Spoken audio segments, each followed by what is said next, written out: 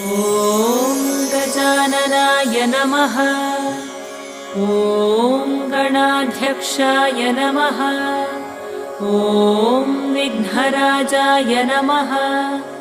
ॐ विनायकाय नमः। ॐ द्वैमातुराय नमः।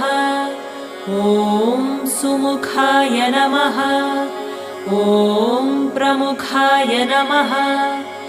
ॐ सन्मुखाय नमः। ॐ कृतिने नमः। ॐ ज्ञानदीपाय नमः। ॐ सुखनिधये नमः। ॐ सुराध्यक्षाय नमः। ॐ सुरारिभिदे नमः।